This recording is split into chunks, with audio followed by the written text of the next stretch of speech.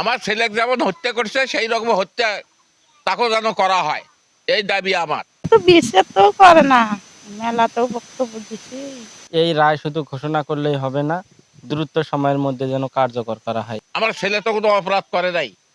আমার ছেলে নিরস্ত্র ছেলে, পুলিশের সামনে দাঁড়াছিল, তাকে নির্মমভাবে হত্যা করা হয়েছে। যারা আসামি তারা দেশ এবং দেশের বাইরে যেখানেই থাক, আমরা তাদের বিচারটা অবশ্যই চাই। সে হত্যাটা যে করা হয়েছে, আমার সংসার মাটি করে ফেলাইছে।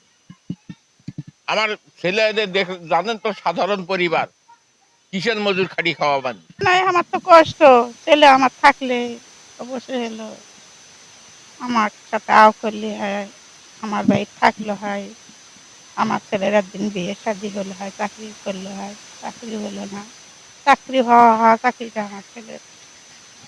আমার বাড়ির যেই লেখাপড়া করছিল এখন চাকরি হাতত পায় পায় অবস্থা। অনার্স পাস করছিল, তা নির্বন্ধন টিকছিল, তা তো লিখিত পরীক্ষাতে পাস করছিল।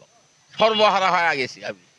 ওই ছেলের উপর আশা ভরসা বহু ছিল যে কিছু চাকরি বাকরি করবি, বিয়ে শাদী করবি, বহু ছেলে হবি, দেখবো। আমার আগে সেই ছেলে চলে গেল। আমরা চাই আবু সাইদ হত্যার সাথে প্রত্যক্ষ এবং পরোক্ষভাবে যারা জড়িত তাদের সর্বোচ্চ শাস্তি মৃত্যুদণ্ড, এবং যারা এই মামলার সাথে পরোক্ষভাবে জড়িত আছে তাদের যেন আইন অনুযায়ী, দেশের আইন অনুযায়ী তাদের যেন সর্বোচ্চ শাস্তির ব্যবস্থা করা হয়। তা আসলে অনেক লেন্দি হয়ে গেছে এবং অনেক আসামি বাংলাদেশে ছিল, তাদেরকে ধরপাকড়ও করে নাই, বিভিন্নভাবে ঢিলামি করে এটাকে এই পর্যন্ত নিয়ে আসছে। অনেকে এই জুলাই বিপ্লবের পর অনেকে যে যেভাবে পারছে গা ঢাকা দিয়ে পলায় আছে, অনেক আসামি ধরাছোঁয়ার বাহিরে আছে।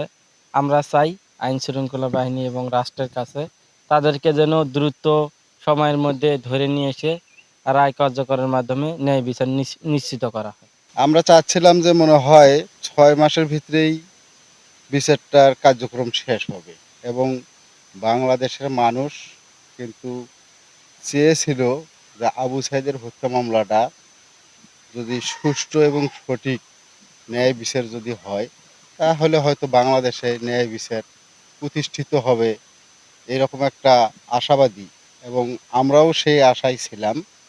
এখানে ইমরান নামে একজন আসামি, তাকে আমাদের ইজাহার থেকে বাদ দেওয়া হয় এবং পরবর্তীতে আমরা সেই ইজাহার সম্পূরক করার আবেদন করছি নতুন চিফ প্রসিকিউটরের কাছে।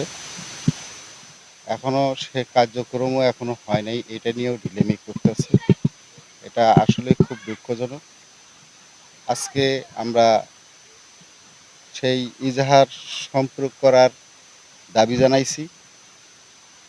কালকে গেলে আমরা বুঝতে পারবো আসলেই যদি তার নাম যদি এখানে যুক্ত যদি না হয়, তাহলে আমরা মনে করব যে এখানে তারা এইটা নিয়ে একটা বাণিজ্য করতে